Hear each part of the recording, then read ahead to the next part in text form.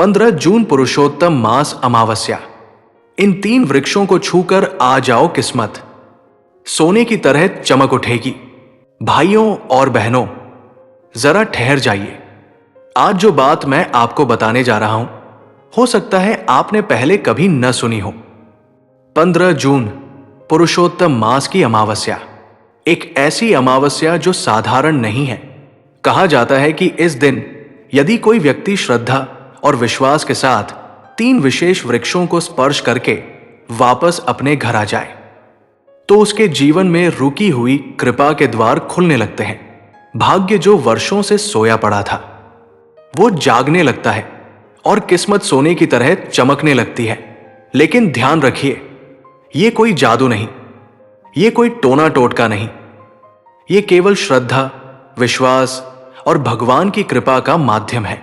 सनातन धर्म में वृक्षों को केवल वृक्ष नहीं माना गया, इनमें देवताओं का निवास बताया गया है और कुछ ऐसे वृक्ष हैं जहां स्वयं महादेव की ऊर्जा का वास माना गया है।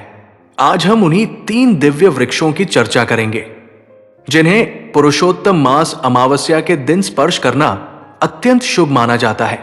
लेकिन उससे पहले एक छोटी सी कथा सुनिए।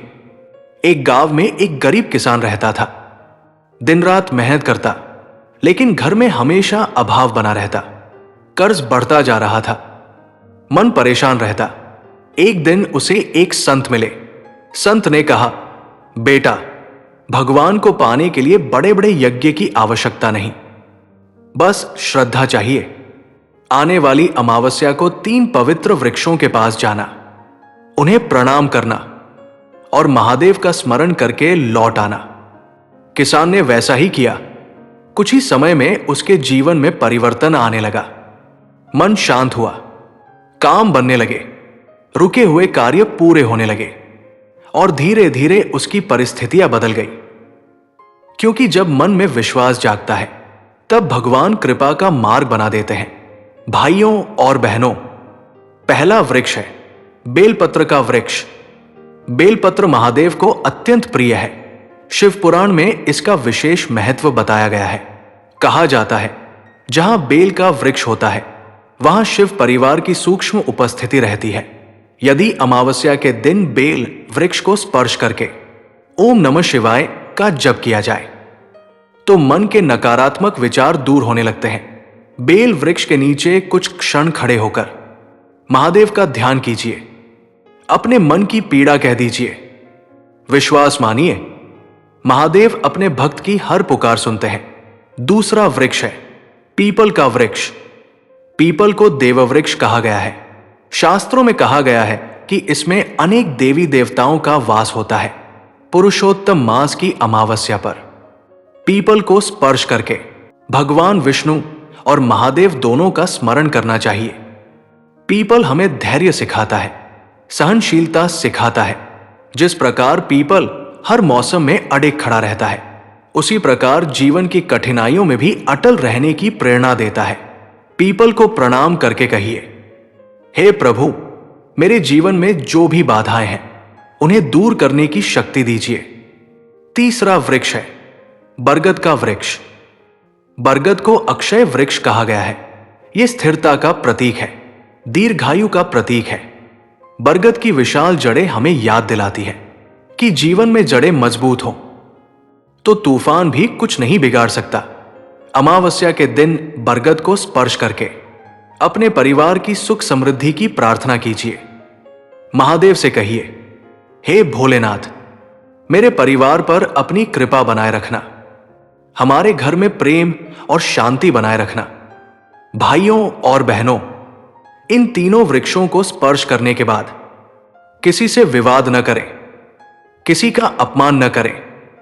घर लौटते समय बार बार ओम नमः शिवाय का जप करते रहें। याद रखिए, चमत्कार वृक्ष नहीं करते, चमत्कार भगवान करते हैं। वृक्ष तो केवल उनकी कृपा का माध्यम बनते हैं। पुरुषोत्तम मास स्वयं भगवान विष्णु को प्रिय है और अमावस्या आत्मचिंतन का दिन है। जब इन दोनों का संगम होता है तो साधना का महत्व और बढ़ जाता है। इस दिन अपने माता पिता का आशीर्वाद अवश्य लीजिए, जरूरतमंद की सहायता कीजिए किसी भूखे को भोजन कराइए, किसी प्यासे को पानी पिलाइए। यही सच्ची पूजा है, यही सच्चा धर्म है। महादेव केवल मंदिरों में नहीं मिलते, वे करुणा में मिलते हैं, सेवा में मिलते हैं, दया में मिलते हैं और सबसे अधिक अपने भक्त के निष्कलंक हृदय में मिलते हैं। यदि आपके जीवन में परेशानियां हैं तो निराश मत होइए। रात चाहे कितनी भी अंधेरी क्यों न हो, सुबह अवश्य होती है। कर्म अच्छे रखिए, भगवान पर विश्वास रखिए और अपने जीवन को सकारात्मक बनाइए। महादेव देर कर सकते हैं लेकिन अंधेर नहीं करते। उनकी कृपा जब बरसती है तो सूखा हुआ जीवन भी हरा भरा हो जाता है। इस पुरुषोत्तम मास अमावस्या पर बेल, पीपल और बरगद, इन तीनों वृक्षों को श्रद्धा से प्रणाम कीजिए, महादेव का स्मरण कीजिए और विश्वास रखिए जो भी होगा भगवान की इच्छा से होगा और भगवान की इच्छा हमेशा कल्याणकारी होती है। हर हर महादेव बोलिए सच्चे मन से, हर हर महादेव। जय शिव शंकर, जय भोलेनाथ।